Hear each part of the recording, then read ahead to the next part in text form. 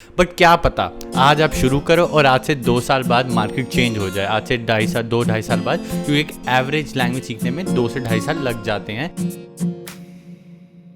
Hi everyone, welcome back to a new video. और आज मैं एक ऐसे क्वेश्चन के बारे में बात करना चाहता हूँ जिसके बारे में आप सारे लोग बहुत कंफ्यूज्ड है। और वो क्वेश्चन क्या है, हमें कौन सी लैंग्वेज सीखनी चाहिए। तो चलिए इस बारे में बात करते हैं। तो बहुत सारे लोग मेरे डीएम में आते हैं और मुझसे पूछते हैं कि लक्ष्य आप बताओ हमें कौन सी लैंग्वेज सीखनी चाहिए। आप एक्सपर्ट हो, आपको स्पेनिश आती है, आपको पोर्चुगीज़ आती है, तो बताइए हमें कौन सी लैंग्वेज सीखनी चाहिए। और सच बात यह है कि ये क्वेश्चन का आंसर मेरे पास नहीं है, ये क्वेश्चन का आंसर आपके पास है। आपको खुद से पूछना है कि मुझे कौन सी लैंग्वेज सीखनी है। आप ये किसी और से नहीं पूछ सकते, या मुझसे या कोई भी जिसको लैंग्वेजेस आती है कि आप बताओ आपको कौन सी लैंग्वेज सीखनी है। या आप अपने से पूछे कि मुझे ये वाली लैंग्वेज सीखनी है क्योंकि मेरा इसमें इंटरेस्ट है। मैंने स्पेनिश इसलिए सीखी थी क्योंकि मेरे को स्पेन बहुत पसंद था। स्पेन की सिटीज़ पसंद थी, बार्सिलोना पसंद थी, मैड्रिड पसंद थी, सेविया पसंद थी। स्पेनिश फुटबॉल पसंद था, स्पेन के एथलीट्स पसंद थे, राफा नडाल, फर्नांडो अलोंसो। तो इस वजह से मेरे को बहुत इंटरेस्ट आ रहा था स्पेन और स्पेनिश के बारे में, तो मैंने वो लैंग्वेज सीख ली। तो आपका भी ये रीज़न होना चाहिए कि अच्छा मुझे ये वाली लैंग्वेज सीखनी है क्योंकि मेरा इस चीज़ में इंटरेस्ट है। मुझे जर्मन सीखनी है क्योंकि मेरे को वहाँ पे पढ़ने जाना है।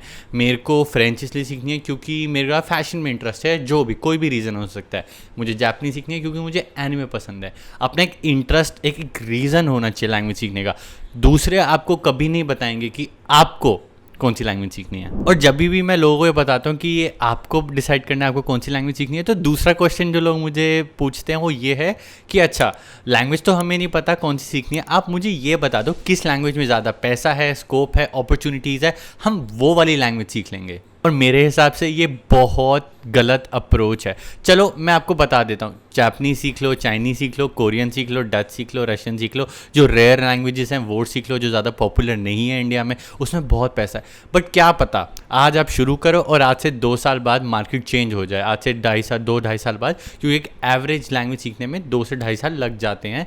मार्केट चेंज हो जाए, आपने जो लैंग्वेज सीखी अब उसकी मार्केट में डिमांड ही नहीं है, और कोई भी रीज़न हो सकता है उसका, तो लैंग्वेज वेस्ट हो जाएगी ना। वेस्ट तो नहीं होती कभी भी लैंग्वेज, बट उतनी अपॉर्चुनिटीज़ नहीं होगी। तो मेरा बताने से कोई पॉइंट नहीं है कि ये वाली लैंग्वेज सीख लो, इसमें बहुत पैसा है।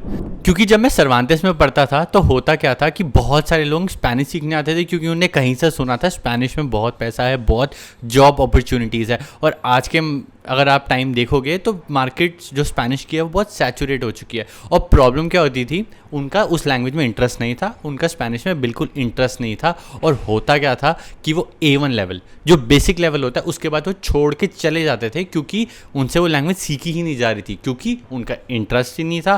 और दूसरी चीज़, लैंग्वेज सिर्फ आप क्लास में बैठ के नहीं सीख सकते, आपको घर जाके भी पढ़ाई करनी पड़ती है, उसको हमेशा अपने दिमाग में पूरा बिठाना पड़ता है, क्योंकि आप एक नई चीज़ सीख रहे हो, एकदम ब्रांड न्यू है आपके लिए। अल्फ़ाबेट से sounds, everything is new.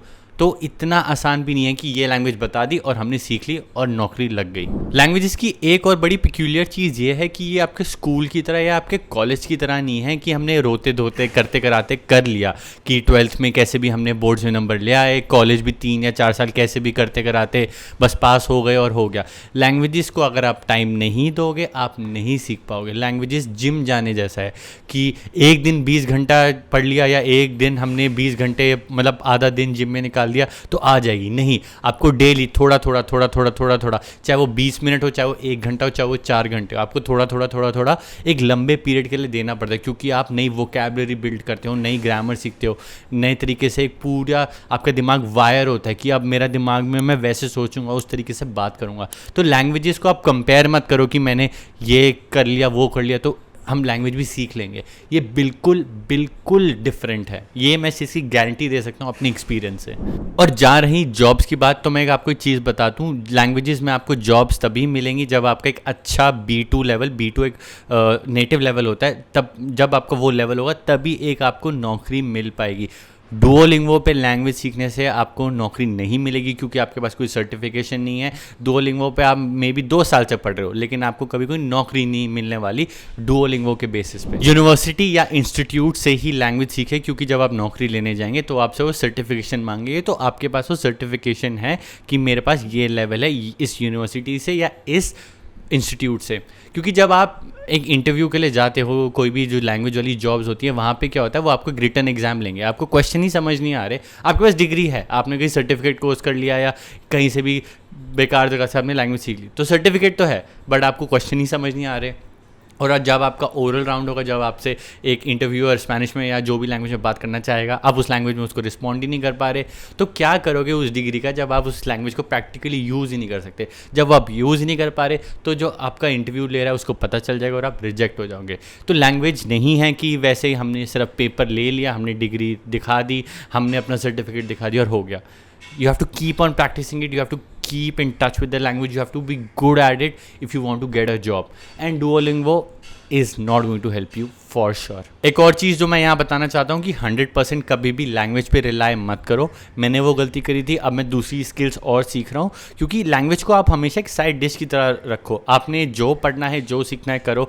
Lawyer बनना है, डॉक्टर बनना है, इंजीनियर बनना है, डिज़ाइनर बनना है, कोडर बनना है, जो बनना है बनो। साथ में वीकेंड्स पे लैंग्वेज सीखो। उन दोनों चीज़ों को कंबाइन करो, आपकी लैंग्वेज और जो भी आपकी मेजर स्किल है, और उसके बाद देखो कि क्या जॉब अपॉर्चुनिटीज़ है मार्केट में और मैं क्या बिजनेस कर सकता हूँ। एक बिजनेस स्टैंड मतलब बिजनेस के पॉइंट ऑफ व्यू से भी देखो कि मैं मेरी ये मेजर स्किल है और ये मेरी लैंग्वेज है, इसको कंबाइन करता हूँ और मैं अब मैं क्या कर सकता हूँ। मैं भी वही कर रहा हूँ, अपनी लैंग्वेज और अपने जो मेरी दूसरी स्किल्स हैं उनको कंबाइन करके एक नई चीज़ ट्राई कर रहा हूँ। तो आप भी वो कर सकते हैं। 100% लैंग्वेज पे मत रिलाय करो। मार्केट जो है, जॉब्स की मार्केट है, वो हमेशा चेंज होती रहती है। तो मैंने अब बता दिया आपको कौन सी लैंग्वेज सीखनी है। वो वाली लैंग्वेज सीखो जिसमें आपका इंटरेस्ट है। पैसे के चक्कर में मत जाओ, क्योंकि लैंग्वेज आप बिल्कुल भी नहीं सीख पाओगे अगर आप सोच रहे हो कि मैं ये अपॉर्चुनिटी या पैसे के चक्कर में जॉब सीख लूँगा। So that was the video guys. My idea was not to discourage anybody, discourage नहीं करना था, बट मैं आपको एक रियलिटी देना चाहता हूँ कि लैंग्वेज जो आप सोच रहे हो, आपके दिमाग में है कि मेरे को सारी इन्फॉर्मेशन पहले मिल जाए फिर हम सीखेंगे, उसके बाद देखेंगे, वो वाला नहीं है। आप पहले डिसाइड करो और फिर ही अपना टाइम और मनी उस चीज़ में डालो। Thank you guys for watching the video till the end. Give a video Thums up, like करो, कमेंट करो जो भी आपके नेक्स्ट क्वेश्चन है, कोई भी डाउट है, और सब्सक्राइब करो चैनल को। Till the next one, adios. So guys, if you're enjoying the videos, please consider subscribing.